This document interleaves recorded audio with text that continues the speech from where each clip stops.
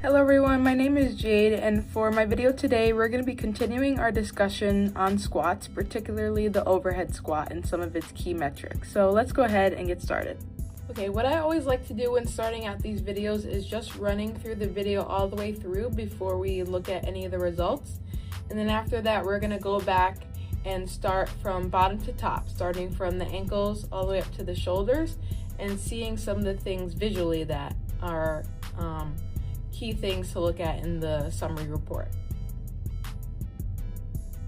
So the way the overhead squat is performed is we're just going to start with the left side facing the camera, and then again head on, and then once more with the right side. And this is just so we can get information in the frontal and sagittal planes for both sides of the body. All right. Now starting with the ankles. The first thing I noticed was right here where the heels are popping up. So this is most likely a compensation strategy due to lack of ankle range of motion, and I'm really doing that so I can get more depth with that lack of strength and mobility.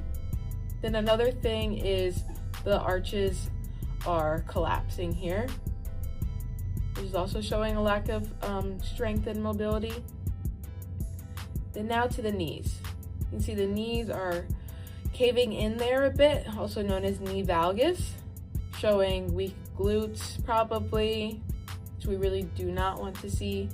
And then let's work our way up a little more to the spine. You can see the spine is relatively neutral starting at the top, but as I go down, it no longer is staying neutral. We can see there's some anterior pelvic tilt there, which would also need to be something addressed and strengthened.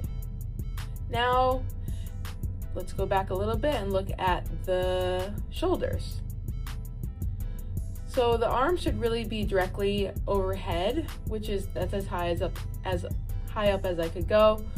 But you can see that they're really, as I go down, they're really not maintaining that position. Right there. They're falling forward, most likely due to tightness in the lats and in the shoulders that would need to be corrected. Those are some just quick things I noticed, but now you might be like, okay, I see this information, these are things that I need to work on, but how do I actually improve it? So that's where we can go over to the mobility assessment summary provided by AiKYNETIX and really get some insightful information and some recommendations on how to improve these things.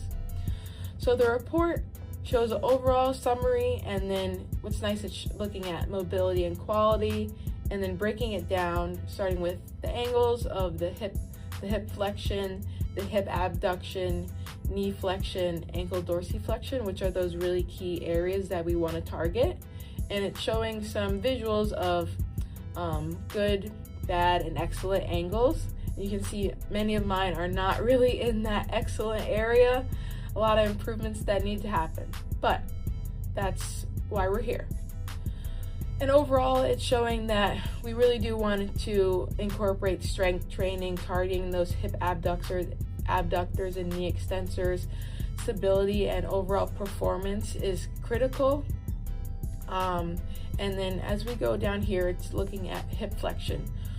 One of the things that should be considered is dynamic stretches. Hip flexor lunges would be very beneficial, I would say. And then leg swings, seated butterfly stretches that would help with overall enhancing range of motion for the hips.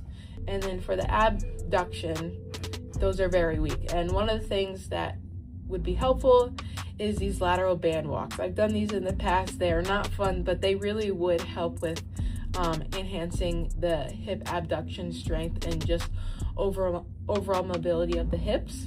And then going to the knees to correct that knee valgus, we really want to target the quads, the hamstrings, and the calves, doing some dynamic stretches as mentioned here.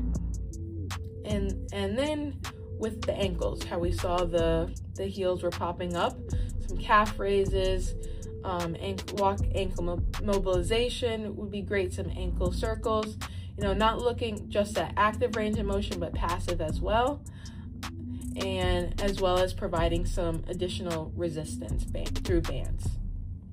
Okay, so I overall think that this would be, a great exercise for clinicians and sports professionals to recommend to assess movement, not just looking at movement, but looking at overall movement quality from top to bottom. Like we started from bottom to top, looking at starting with the ankles and making our way all the way up to the shoulders, because everything is working together. So I hope that you found this video helpful and valuable information that you could provide to your own clients. So thank you for watching.